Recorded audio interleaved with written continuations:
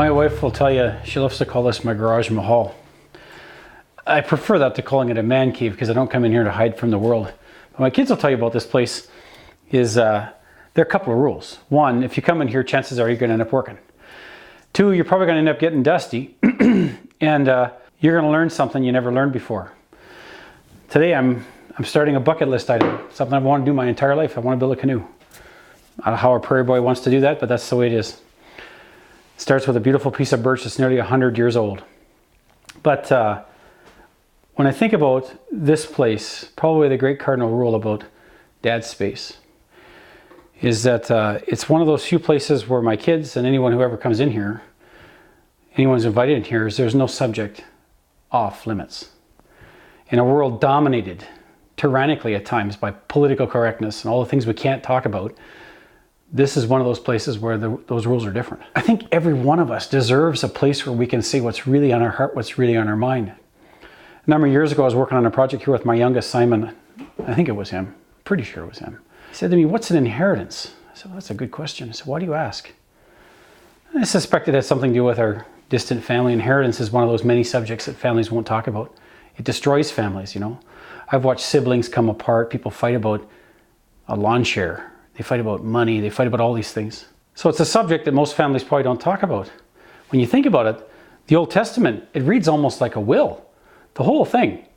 In the Bible, our Bible, the one we use in church on Sundays, the word inheritance appears almost 160 times. But the conversation is different. You know, as I was sitting there with Simon, we're talking about inheritance. I said, "You know, you're standing in it." "What do you mean?" I said, "Well, take a look around you." He said, "You got this stuff from Grandpa?" I said, "No. I saw you buy that at Home Depot yourself." I said, "No, that's not the point. You're missing the point." When I talk about inheritance and these tools, these things I can build, it's not the stuff. It's the stuff that's in my hands, in my heart, in my mind. I think about my grandfather and his extraordinary capacity to take garbage and turn it into something beautiful. Or my dad, who I'm sure if you'd given him the chance, he'd probably fix a space shuttle. He just had those talents. And they showed us how to do that. I said, your inheritance, when you come in here to work and get dusty and dirty and build these things, your inheritance includes the confidence and the ability to do these things for yourself. You'll build your own projects. You'll do your own things. You'll have a whole home to maintain on yourself. But I really think about the men in my life, especially my grandpa and my dad, some of my uncles, these extraordinary people that are part of my inheritance. I can remember days, moments in my life when in the content of their work, as they were shoveling in the field or farming or building or whatever they were doing, they also taught me how to pray. But in the New Testament, and especially in the book of Ephesians, in this spectacular prayer nestled right at the beginning of the book, St. Paul tells us in the book of Ephesians, "So that with the eyes of your heart enlightened, you may know what is the hope to which He, Jesus, has called you. What are the riches of His glorious inheritance among the saints?" When we share the faith with one another, we come in and we tear apart the toughest questions of the day and we fall in love with our thoughts, our minds, and the people who present this to us. We learn and we become a different person. We become the caricature of the one who has given us this glorious inheritance. We discover Christ in others. In his letter and his challenge to men, Bishop Olmsted, he writes this extraordinary letter, and he recognizes something really important in our world today. He says, by the time a boy is 5 years old, he spent more time in front of the television than he will with his father in his entire life.